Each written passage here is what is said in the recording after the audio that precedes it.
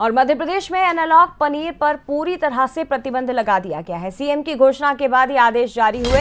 Analogue दुग्ध उत्पादों पर पूरी तरह से बैन, निर्माण, भंडारण, परिवहन और बिक्री पर रोक लगा दी गई है।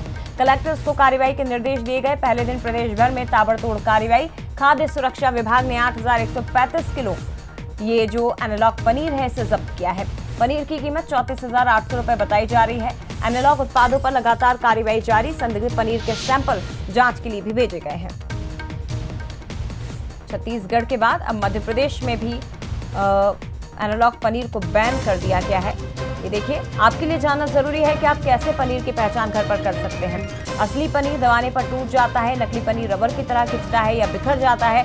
नकली पनीर को अगर आप हाथ से दबाएंगे तो मसलने पर तेल छोड़ने लगता है और हाथ से मसलने पर चिपचिपा हो जाता है। हालांकि नकली पनीर को एनालॉग पनीर नहीं कहा जा सकता। एनालॉग पनीर नकली पनीर से अलग होता है। ये डेयरी प्रोडक्ट नहीं होता है, लेकिन ये कितना खतरनाक हो सकता है ये भी आप देखिए।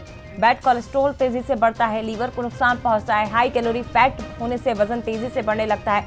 ब्लॉकेज होने से हार्ट अटैक का खतरा बढ़ जाता है और केमिकल्स पाचन तंत्र को बिगाड़ देते हैं। सीधे रुख करते हैं, सहयोगी सूरज शर्मा हमारे साथ इस वक्त लाइव जुड़ गए हैं। सूरज, छत्तीसगढ़ के बाद अब मध्य प्रदेश में भी एनालॉग पनीर को बैन करने का फैसला हुआ है और मुख्यमंत्री के आदेश के 24 घंटे के अंदर ही प्रशासन एक्टिव मोड में आया।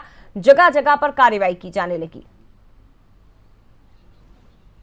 देखिए, बिल्कुल इस तरीके से एनालॉग पनीर को लेकर कई शिकायतें भी आ रही थी। उसके चलते कहीं न कहीं मानव स्वास्थ्य पर उसका गंभीर असर पड़ रहा है। गंभीर बीमारियां उत्पन्न होने लगी। शायद यही कारण कि सरकार बहुत गंभीर नजर आई। मुख्यमंत्री डॉक्टर मोहन यादव उनके निर्देश के बाद हम देख रहे हैं लगातार कार्रवाई की जा रही है। खासतौर से हम देख रहे हैं ये जुलाई, अगस्त, सितंबर, अक्टूबर यानी कि सावन से लेकर दिवाली तक का जो महीना होता है, 3 से 4 महीने, ये त्योहारी सीजन होता है, फेस्टिवल सीजन होता है। ऐसे समय में बड़ी संख्या में मावा हो, पनीर हो या घी हो, इनकी खपत होती है। तो ऐसे में पनीर जो खासतौर से हर घर तक पहुंचता है, एक प्रोटीन के तौर पर बच्चे, बड़े बुजुर्ग सभी यूज करते हैं। तो ऐसे में कहीं न कहीं वो सेहत से खिलवाड़ ना हो, उसके चलते सेहत में ना बिगड़े, इसको लेकर सरकार बहुत सख्त है। और शायद यही कारण है कि हमने देखा कल से इस पर कार्रवाई भी शुरू हो चुकी है। अलग अलग दुकानों पर जो बड़े प्रतिष्ठान है उन पर भी जो फूड एंड सेफ्टी डिपार्टमेंट की टीम है वो जाकर निरीक्षण कर रही है।